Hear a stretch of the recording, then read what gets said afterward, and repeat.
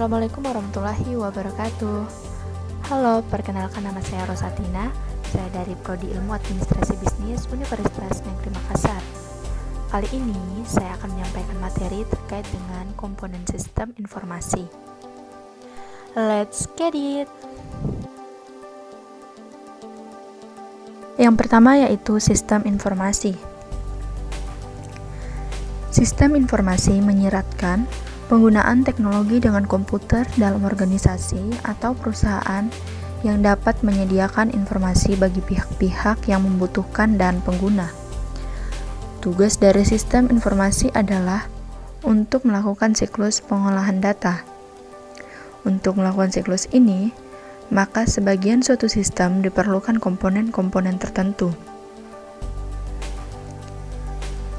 Telah diketahui bahwa data perlu diolah untuk dijadikan informasi yang berguna lewat suatu siklus. Siklus ini disebut dengan siklus pengolahan data atau disebut juga dengan nama siklus informasi.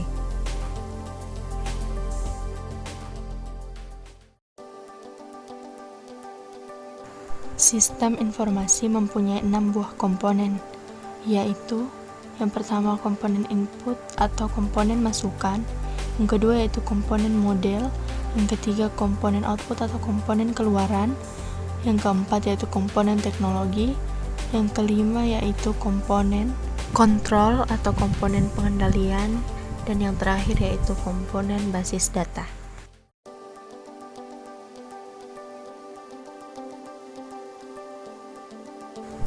Selanjutnya yaitu komponen input.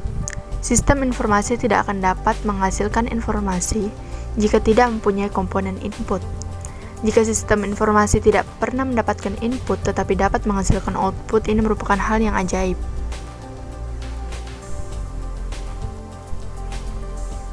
Input yang masuk ke dalam sistem informasi dapat langsung diolah menjadi informasi, atau jika belum dibutuhkan sekarang, dapat disimpan terlebih dahulu di storage dalam bentuk basis data.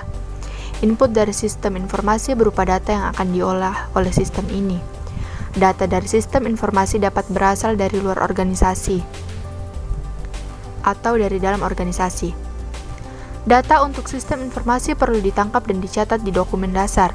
Dokumen dasar mempunyai formulir yang digunakan untuk menangkap dari data sistem informasi. Dokumen dasar ini dapat membantu dalam penanganan arus data sistem informasi, yaitu yang pertama, data menunjukkan macam dari data yang harus dikumpulkan atau ditangkap. Kedua, yaitu data dapat dicatat dengan jelas, konsisten, dan akurat. Yang ketiga, yaitu data mendorong lengkapnya data akuntansi, disebabkan data yang dibutuhkan disebutkan satu persatu di dalam dokumen dasarnya.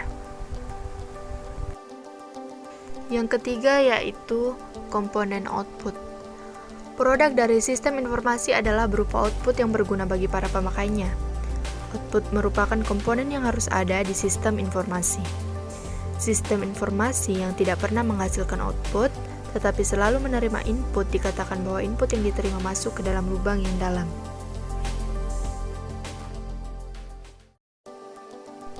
Yang keempat yaitu komponen basis data. Basis data adalah kumpulan dari data yang saling berhubungan satu dengan yang lainnya, tersimpan di perangkat keras komputer dan digunakan perangkat lunak untuk memanipulasinya. Dari definisi ini terdapat 3 hal yang berhubungan dengan basis data, yaitu sebagai berikut. Yang pertama yaitu data itu sendiri yang diorganisasikan dalam bentuk basis data atau database. Yang kedua yaitu simpanan permanen atau storage untuk menyimpan basis data tersebut. Dan yang terakhir yaitu perangkat lunak untuk memanipulasi basis datanya. Yang kelima yaitu komponen model. Informasi yang dihasilkan oleh sistem informasi berasal dari data yang diambil dari basis data yang diolah lewat suatu model-model tertentu. Model pertama yang digunakan di sistem informasi dapat berupa model logika yang menunjukkan suatu proses perbandingan logika atas model matematika yang menunjukkan proses perhitungan matematika. Model kedua yang digunakan adalah model matematika untuk menghitung unit yang harus dipesan. Persediaan barang yang paling ekonomis dipengaruhi oleh 2 macam biaya, yaitu yang pertama, purchasing cost atau procurement cost. Yang kedua yaitu carrying cost.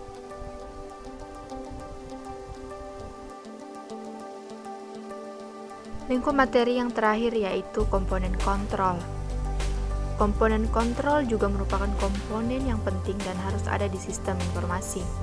Komponen kontrol ini digunakan untuk menjamin bahwa informasi yang dihasilkan oleh sistem informasi merupakan informasi yang akurat. Sistem pengendalian atau kontrol dalam sistem informasi dapat diklasifikasikan menjadi sistem pengendalian secara umum atau general control system dan sistem pengendalian aplikasi atau application control system. Adapun pengendalian secara umum dapat terdiri dari pengendalian sebagai berikut.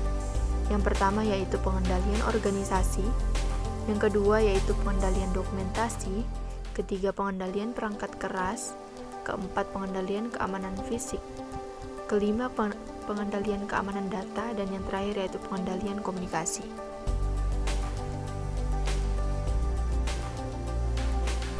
Pengendalian aplikasi umumnya merupakan pengendalian yang sudah diprogramkan di perangkat lunaknya. Pengendalian aplikasi dapat diklasifikasikan sebagai berikut. Yang pertama yaitu pengendalian masukan atau input control. Yang kedua yaitu pengendalian proses atau processing control. Dan yang ketiga yaitu pengendalian keluaran atau output control.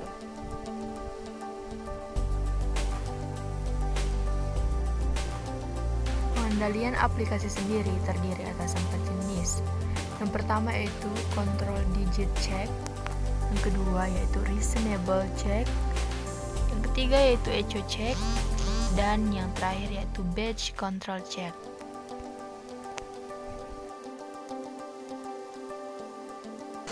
Jadi, kesimpulan pada materi kali ini yaitu sistem informasi manajemen sangat berpengaruh terhadap keberhasilan suatu organisasi maupun perusahaan. Dengan adanya sistem informasi, organisasi akan berjalan sesuai dengan visi yang telah ditetapkan di awal. Sistem informasi berfungsi sebagai rujukan untuk merealisasikan segala sesuatu dalam manajemen.